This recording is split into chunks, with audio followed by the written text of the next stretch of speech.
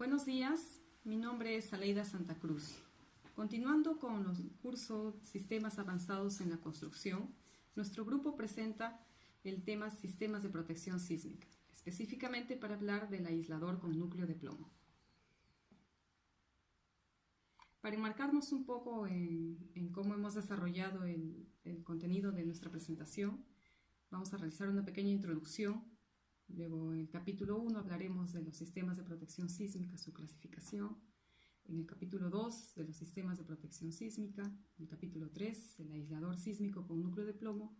Capítulo 4, diseño y modelado. Y finalmente, el capítulo 5, preguntas más frecuentes. El presente trabajo de investigación tiene como objetivo conocer la aplicación de los aisladores sísmicos, específicamente de los aisladores con núcleo de plomo. Es importante porque, como profesionales comprometidos con la construcción, debemos conocer de estos sistemas, innovadores aún en nuestro medio, para disminuir la vulnerabilidad de los edificios ante los sismos. Estos deben comportarse de acuerdo a la tipología de la edificación y normas sismoresistentes vigentes. Pretendemos por ello, con el conocimiento alcanzado y continuo, contribuir a crear ciudades más resilientes ante este tipo de eventos, sobre todo para evitar pérdidas humanas y económicas. En términos generales, los sistemas de aislación sísmica limitan la energía que el sismo transfiere a la superestructura, reduciendo considerablemente los esfuerzos y deformaciones de la estructura aislada, previniendo además el daño estructural y no estructural. En la figura 1 se muestra una comparación del comportamiento ante la acción de un sismo de un edificio sin aislación y de un edificio con aislación sísmica. El uso de disipadores de energía reduce la respuesta estructural, disminuyendo el daño de componentes estructurales y no estructurales. La figura 2 muestra la comparación del comportamiento de un edificio sin dispositivos de disipación de energía y un edificio con disipadores de energía. Por ello podemos ver que este tipo de sistemas aplicados en los edificios son de alta importancia. Ahora, para hablar un poco en lo que es la condición sísmica en nuestro continente. Chile es uno de los países con mayor actividad sísmica del mundo. El 46.5% de toda la energía sísmica mundial del siglo XX se liberó en Chile. Según el sismólogo experto Sergio Barrientos, de los 15 terremotos más destructivos registrados a nivel mundial desde 1900, 3 son los que han ocurrido en Chile. En la tabla 1 se muestra el ranking de terremotos más destructivos a nivel mundial desde 1900, como podemos ver. El Perú no es ajeno a este tipo de eventos. Es una de las regiones de más alta actividad sísmica que existe en la Tierra. Por lo tanto, está expuesto a este peligro. Silgado, en sus estudios en 1978, realizó las más importantes descripción ordenada de la historia sísmica del Perú. Desde el siglo XVI hasta el siglo XIX, solo se reportan los sismos sentidos en las ciudades principales, indicando que dicha actividad sísmica no es totalmente representativa, ya que pueden haber ocurrido sismos importantes en regiones remotas, las cuales no fueron reportadas. Ahora, para entrar un poco más al desarrollo del tema, hablaré de los sistemas de protección sísmica y su clasificación. Vamos a hablar de los sistemas activos, semiactivos y pasivos. El sistema activo. Los sistemas activos de protección sísmica son sistemas complejos que incluyen sensores de movimiento, sistemas de control, procesamiento de datos y actuadores dinámicos. La figura muestra el diagrama de flujo del mecanismo de operación de los sistemas de protección sísmica activo. Como pueden ver, requieren una fuente externa de energía, ¿no? Y se da en un ciclo. Ahora, ¿cuáles son las ventajas de este sistema activo? Es monitorear la respuesta sísmica en tiempo real para dar respuesta La otra ventaja es mejor alternativa de protección sísmica de estructuras. Ahora, ¿cuáles son las desventajas? El costo muy elevado y la alimentación externa continua de energía para su comportamiento ante el sismo. Los sistemas de protección sísmica activos han sido desarrollados en Estados Unidos y en Japón. Estos sistemas han sido aplicados principalmente en Japón, donde las restricciones de espacio de las grandes urbes han detonado la construcción de estructuras de gran esbeltez. Podemos ver aquí el esquema de estructura con un sistema de control activos. Y finalmente, para terminar con mi parte, hablaré del sistema semiactivo. Los sistemas semiactivos de protección sísmica, al igual que los activos, cuentan con un mecanismo de monitoreo en tiempo real de la respuesta estructural.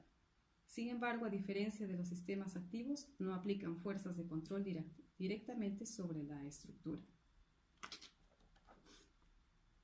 Los sistemas semiactivos actúan modificando en tiempo real las propiedades mecánicas de los dispositivos de disipación de energía. Ejemplos de estos sistemas son los amortiguadores de masa semiactivos, los dispositivos de fricción con fricción controlable y los disipadores con fluidos electro o magnetorreológicos. A continuación. Bueno, continuando con la exposición, vamos a hablar de los sistemas pasivos.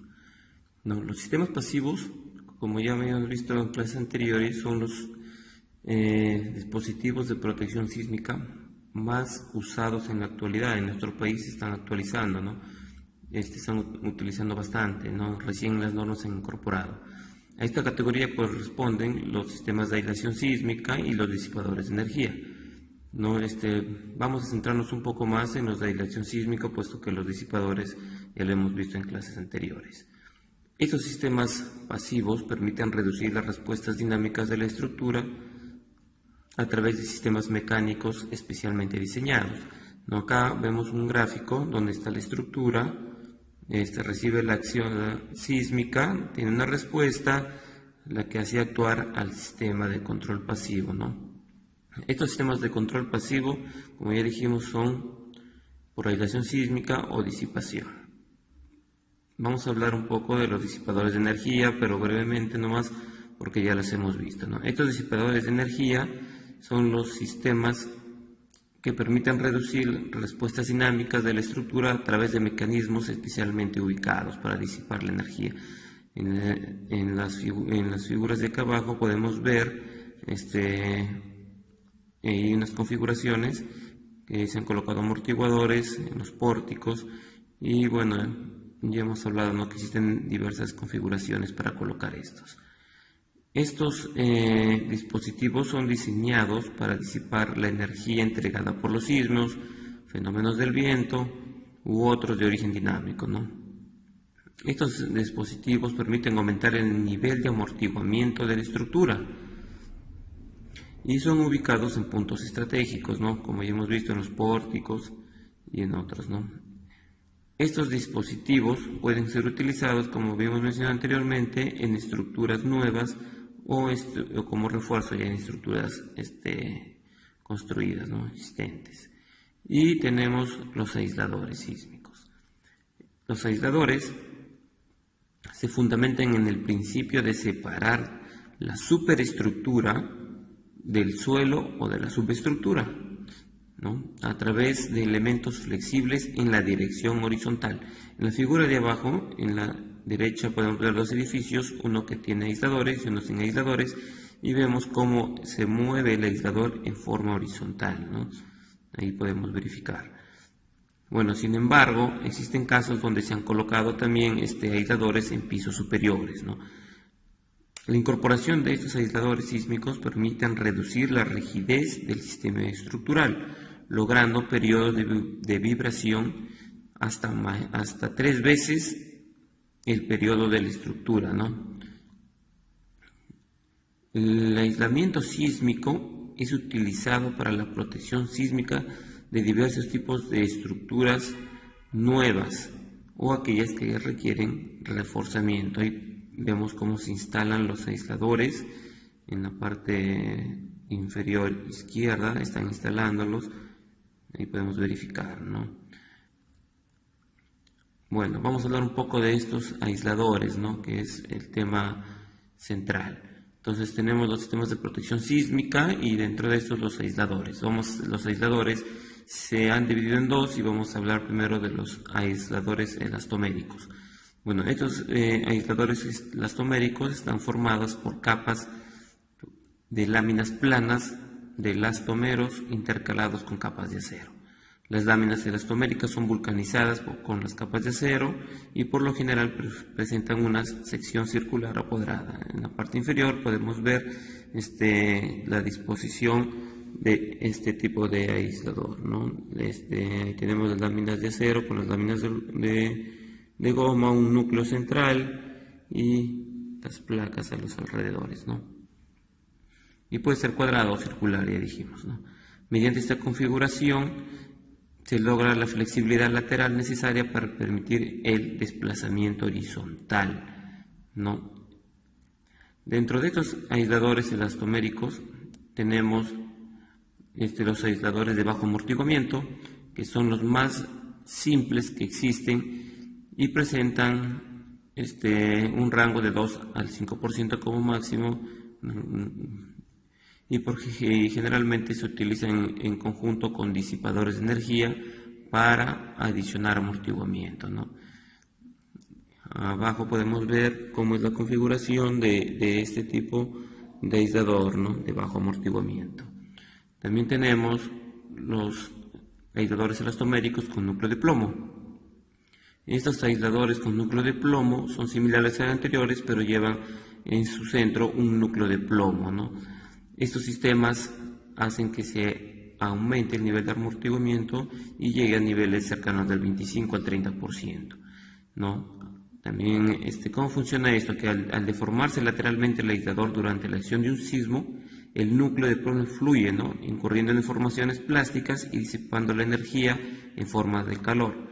Al término del sismo, la goma del aislador retorna la estructura a su posición original, mientras que el núcleo de plomo se recristaliza. ¿No? Ahí tenemos una foto del esquema de un aislador con núcleo de plomo, ¿no? Y tenemos otros dispositivos que son los de alto amortiguamiento, que vienen a ser básicamente los anteriores, pero que están reforzados las láminas, ¿no? Elastoméricas, que se le puede adicionar elementos de carbón, aceite, resinas, con la finalidad de aumentar el amortiguamiento hasta niveles cercanos del 10 al 15%. ¿No? Estos dispositivos, al igual que los dispositivos anteriores, combinan la flexibilidad y la disipación de energía en un solo elemento, con la característica de ser relativamente de fácil fabricación. Y tenemos los aisladores deslizantes. Estos aisladores deslizantes, también llamados deslizadores friccionales, utilizan una superficie de deslizamiento típicamente de acero inoxidable, sobre la cual se desliza la placa de acero revestida, ¿no? La superficie de deslizamiento permite el movimiento horizontal de la estructura de manera independiente del suelo. Este sistema de aislación sísmica permite disipar energía por medio de fuerzas de rozamiento que se generan durante un sismo, ¿no? Adicionalmente, estos sistemas requieren mayor atención y cuidado, ya que cualquier modificación en las superficies deslizantes puede resultar en un coeficiente de fricción distinto al del diseño, ¿no? Y dentro de estos tenemos, por ejemplo, los apoyos deslizantes planos. Ahí podemos ver una fotografía. Son los aisladores más simples y consisten básicamente en dos superficies, una adherida a la estructura, que es plana, y otra a la fundación, ¿no? Ahí podemos ver, por ejemplo, que se han combinado un sistema de aislador elastomérico de núcleo de plomo y con un aislador plano, ¿no? tiene mejor funcionamiento la combinación de estos, ¿no? Tenemos y los péndulos friccionales, que los péndulos friccionales cuentan con un aislador articulado ubicado sobre una superficie cóncava. En los péndulos friccionales, a diferencia de los apoyos deslizantes planos, cuentan con las características y ventajas de ser autocentrantes, es decir, se centran nuevamente solos, ¿no? Luego de un movimiento sísmico, la estructura regresa a su posición inicial, lo que estábamos diciendo, no regresa solo a su posición inicial, gracias a la geometría de la superficie y a la fuerza inducida por la gravedad. Esta figura muestra un esquema de un péndulo friccional, ¿no? Muy buenas noches, soy Mónica Medina. Continuando con el capítulo 2, Sistemas de Protección Sísmica, hablaré sobre los aspectos arquitectónicos, beneficios y limitaciones de uso, consideraciones para la evaluación económica. Y en el capítulo 3, aislador sísmico con núcleo de plomo. Función del aislador, rangos de dimensionamiento, fabricación y propiedades técnicas del aislador. En cuanto a los aspectos arquitectónicos, se debe tener precauciones en el diseño para que éste sea factible. Los aisladores sísmicos generan una interfaz, donde en caso de sismo se produce un gran desplazamiento horizontal relativo entre la estructura aislada y la no aislada o el suelo. El desplazamiento suele estar en el rango entre 40 y 60 centímetros o más. El desplazamiento debe ser considerado en el diseño integral de la edificación, como son cañerías y ductos de servicios y redes distribuidas como agua, gas, electricidad, alcantarillado, red seca, etc. Además de los sistemas de ascensores, escaleras, accesos al edificio en general, cualquier instalación o servicio componente arquitectónico que cruce de una estructura aislada a la no aislada. Los aisladores sísmicos deben ser instalados en puntos donde se puedan inspeccionar y donde se puedan dar mantención en caso que se requiera. Se recomienda considerar el uso de dispositivos de aislación sísmica desde las etapas iniciales del proyecto a fin de mitigar el impacto de su incorporación en la arquitectura. Algunos ejemplos de edificios con aislación sísmica. Tenemos San Francisco City Hall en Estados Unidos, con estructura reforzada y aisladores elastoméricos. Puente Golden Gate en San Francisco, Estados Unidos, estructura reforzada con aislador elastomérico. En el Perú, Universidad Nacional de Ingeniería y edificio Graña y Montero, entre otros. Los beneficios y limitaciones de uso. Los dispositivos de aislación sísmica actúan como filtro de movimiento sísmico, evitando que gran parte de la energía sísmica se traspase a la estructura aislada. Reducen los esfuerzos y, por lo tanto, el daño producido a elementos estructurales, no estructurales y contenidos de los edificios.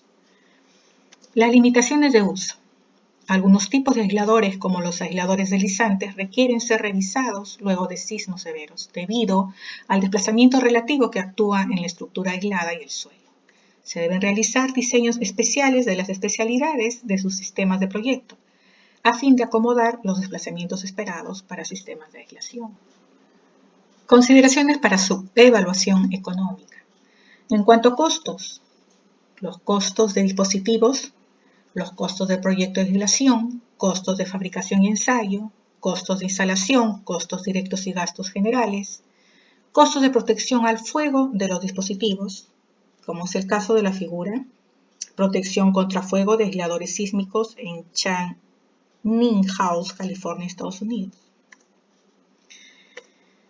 Costo del sistema de conector flexible, costo de diafragma adicional, costos de la superestructura requerida, costos de mantención e inspección y costos de proveer un espacio físico adicional. Beneficios de mantener la estructura operativa después del sismo, inmediatamente después del sismo ocurrido, disminución de los costos de reparación de daños, reducen daños de componentes y sistemas no estructurales y daños estructurales, menores daños de contenidos de recintos y percepción de mayor seguridad por parte del usuario. Los aisladores de la serie LRB son aisladores elastoméricos con un núcleo central de plomo en forma cilíndrica con el fin de aumentar la capacidad de disipación y las deformaciones del mismo. La disipación viscosa equivalente puede ser de hasta un 30%. El comportamiento constitutivo típicamente bilineal puede ser modelado como lineal o no lineal de acuerdo con las prescripciones de la normativa. Los ciclos histeréticos experimentales de un aislador LRB con frecuencia de 0.5 Hz, la deformación de corte más o menos 100%.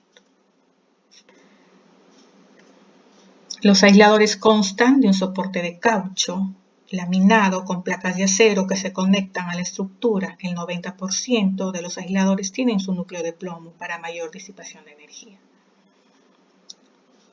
Función del aislador.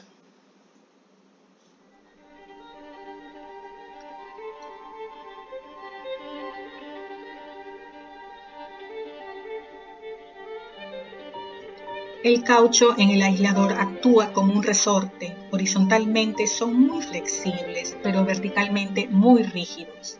La alta rigidez vertical se consigue gracias a las capas delgadas de caucho reforzadas con placas de acero.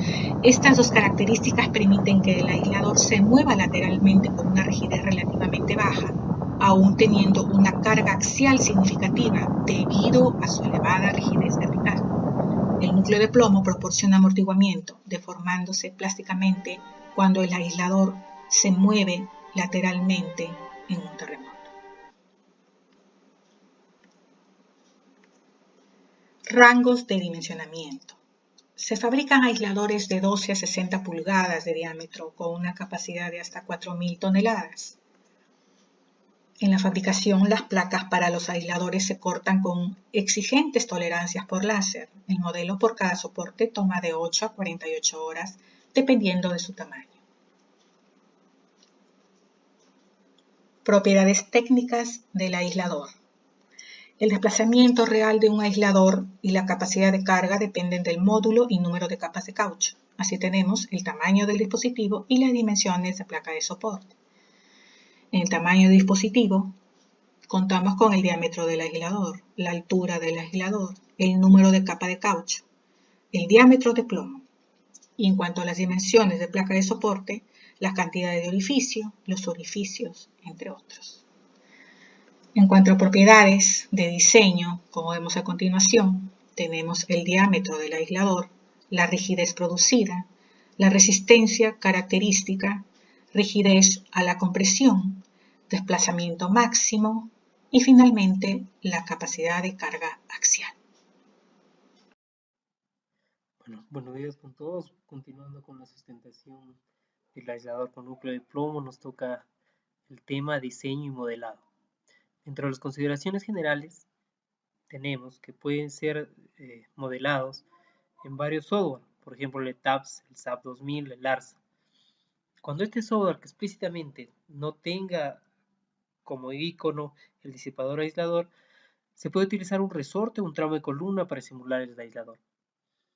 Hay dos tipos de diseño, un diseño mediante el análisis espectral y otro mediante el análisis tiempo-historia.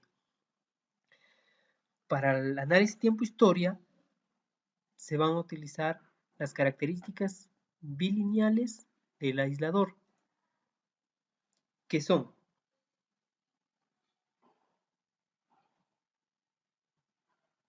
la rigidez inicial K sub E, el rendimiento de la fuerza Fy, es a partir del Fy es el punto a partir del cual cambia la rigidez inicial a la rigidez secundaria y la rigidez secundaria. Para el caso del análisis espectral se necesita la rigidez efectiva, que está representada por Kf, y el amortiguamiento viscoso equivalente, que es EDC, que viene a ser el área que forma el lazo histerético. Bueno, ¿cómo se forma el lazo histerético? Cuando viene la fuerza de sismo, ¿no? Se representa la fuerza y el desplazamiento que va generando la fuerza de sismo. Inicialmente, el caso E, que es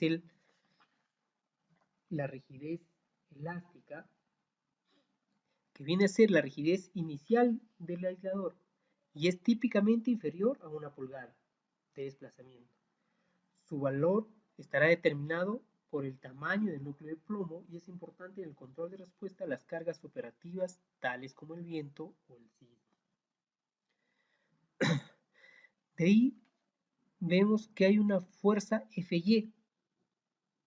La fuerza Fy es la fuerza de influencia y es el punto del modelo en el cual la rigidez inicial, caso E, cambia a la rigidez secundaria, caso D o caso 2.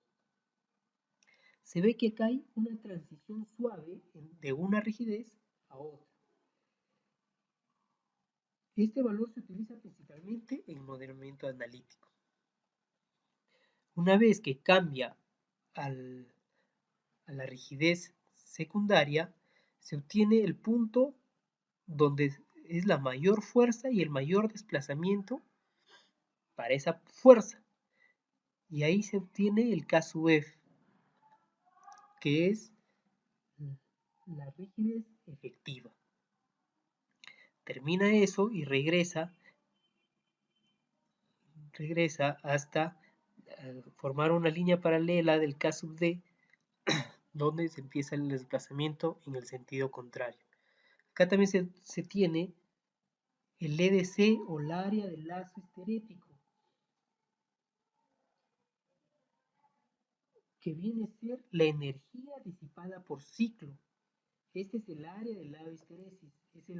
Este valor es un parámetro de medición del amortiguamiento del aislador. Términos de simbología. Bueno, acá hay unos términos de simbologías que describimos en el gráfico anterior. Uno que no está en el gráfico anterior es la rigidez vertical, que es la rigidez vertical, el caso V, que es la rigidez vertical del aislador.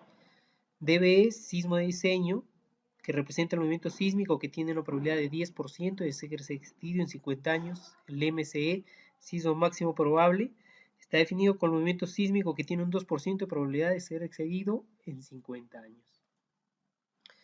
Ensayos de los aisladores con núcleo de plomo. Bueno, estos aisladores, los que hemos investigado son los aisladores DIS, que para el caso del Perú los importa la empresa CDB. En el Perú solo se hacen ensayos de aisladores de núcleo de plomo de hasta 60 centímetros de altura, que estos sirven para edificios de máximo 10 pisos acá en el Perú. Hay 4 tipos de ensayos que estos se hacen para la marca DIS, que es una marca americana, que se han hecho en Estados Unidos. Son 4 pruebas, que son la prueba de lazo histerético, la prueba de grandes tensiones, la prueba de tiempo real y la prueba de desgaste de una milla. La prueba de lazo histerético, al aislador se le va poniendo la fuerza horizontal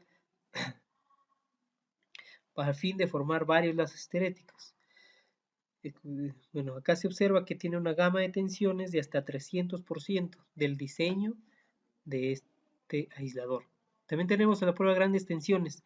Como se observa en la figura, estas tensiones se da por el desplazamiento que hay de la cara inferior a la cara superior. Se observa que hay un gran desplazamiento. Se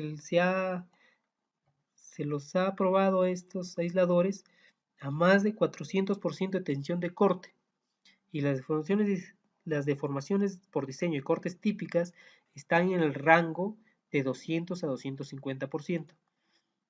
pruebas a tiempo real, también en laboratorios en Estados Unidos, y estas pruebas validan el rendimiento de los aisladores en condiciones sísmicas y proporcionan datos detallados de la velocidad del aislador. Una de las pruebas que también se hace es la prueba de desgaste una milla, y es la prueba desgaste una milla que equivale a 1.6 kilómetros, simula el efecto en el curso de la vida útil de las expansiones o contracciones. Para este caso se ha hecho en el caso de un puente.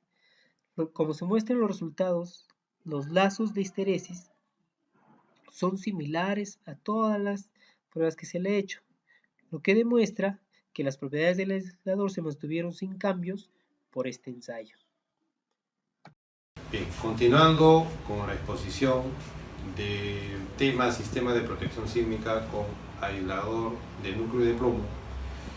En esta última fase de la exposición hemos querido conveniente proponer algunas interrogantes o preguntas frecuentes que tienen que ver con el tema y que nos van a ayudar a conocer mejor algunos conceptos o comportamientos de una estructura bajo el uso de estos sistemas de aisladores con núcleo de plomo.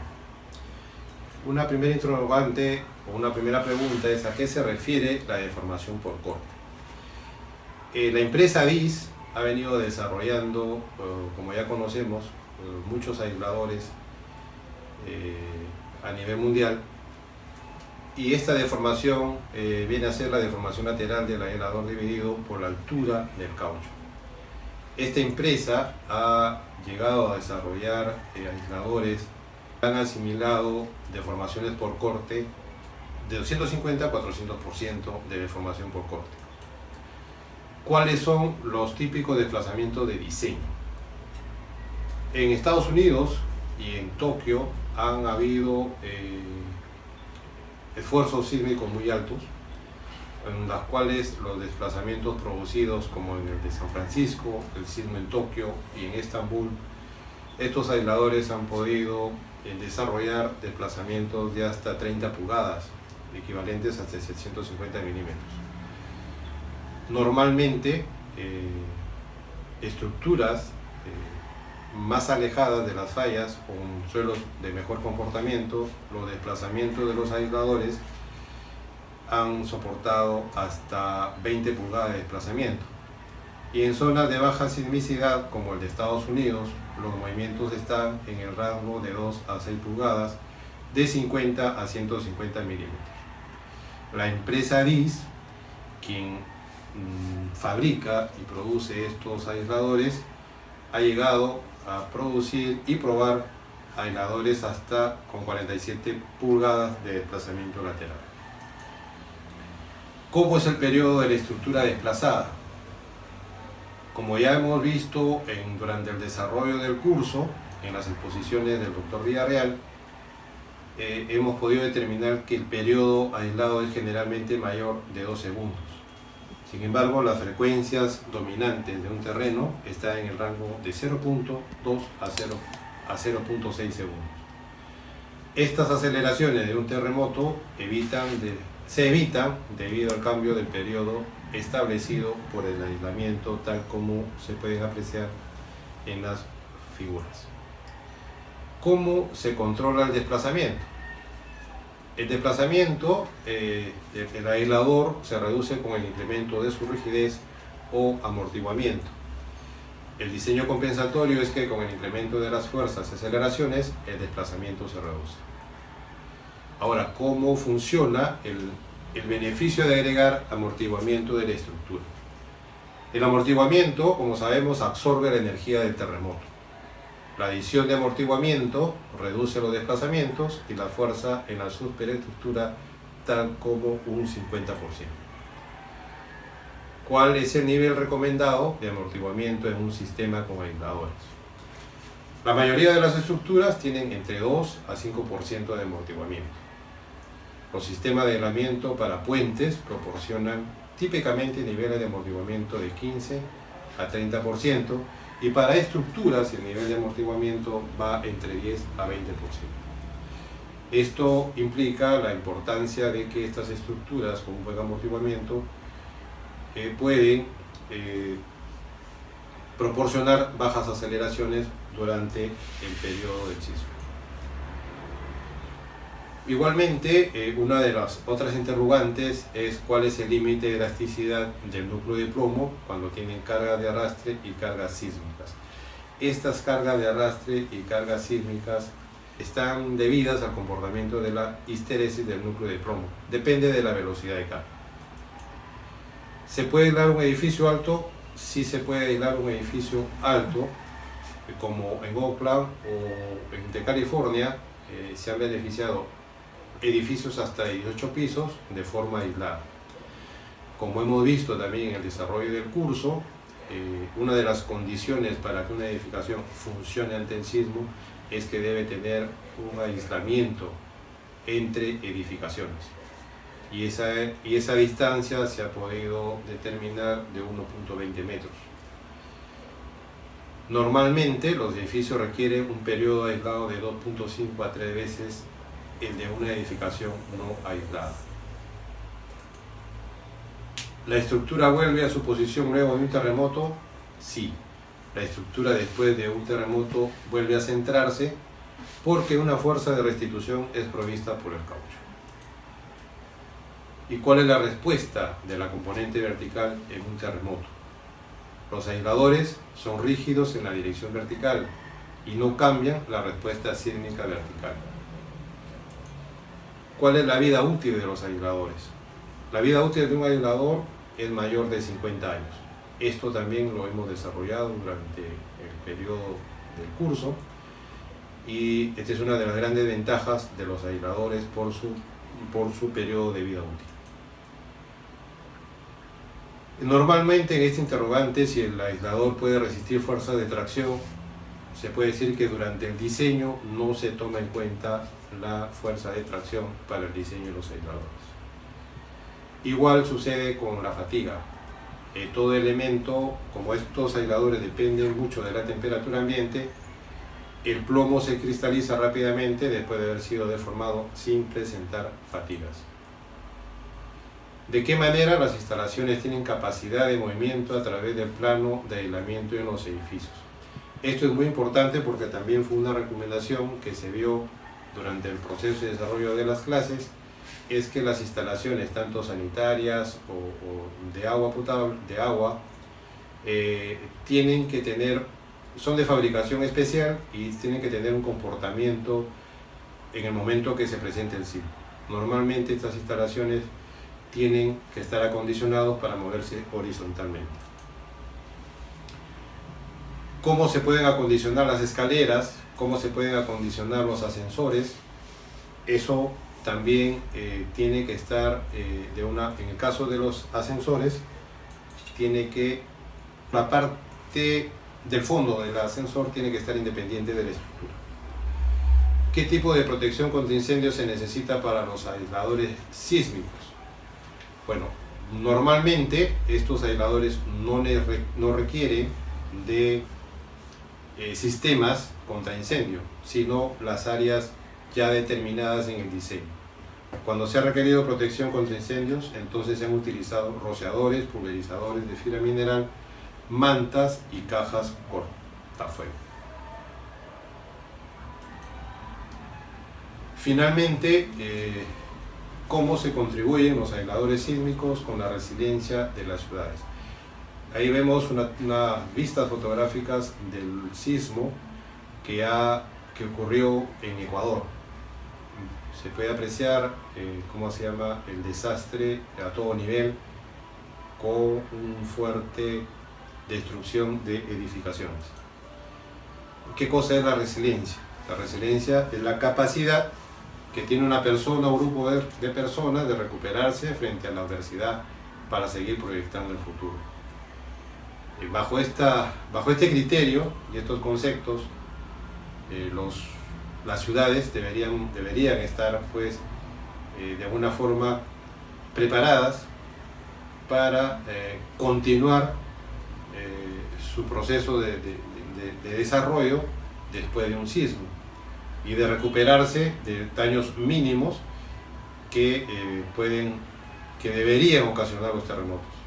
Hemos visto que para los hospitales para otros centros, ¿cómo se llama? Tipo cárceles, etcétera. La norma ahora estipula de que después de un terremoto estas edificaciones deben seguir continuando en forma normal, o sea, no debe haber daños. En materia económica, los sismos pues han producido pérdidas hasta por 400 millones de dólares. Entonces, a fin de emprender la recuperación de las actividades vitales y productivas, es fundamental que ciertas edificaciones puedan funcionar inmediatamente después de un terremoto, como hemos mencionado, los hospitales, estaciones de bomberos y policía, centros de acción estratégica, como ejemplo. Las normas sismoresistentes de estructuras parten de una filosofía de diseño que establece el comportamiento esperado de la estructura durante su vida útil, generalmente 50 años. Para ello tenemos pues sismos frecuentes, para sismos intermedios y para sismos severos. ¿Qué tipo de daños podrían sufrir estas edificaciones? Para sismos frecuentes, las estructuras no deben sufrir daños. Para sismos intermedios o poco frecuentes, la estructura puede sufrir daños que deben ser reparables. Y para sismos severos, se permite que la estructura sufra daños generalizados que hasta pueda llegar a quedar inservible, pero no debe generarse el colapso estructural y deben preservarse las vidas. Estos conceptos o estas recomendaciones forman parte del trabajo que se ha preparado para los aisladores del núcleo de plomo. Muchas gracias.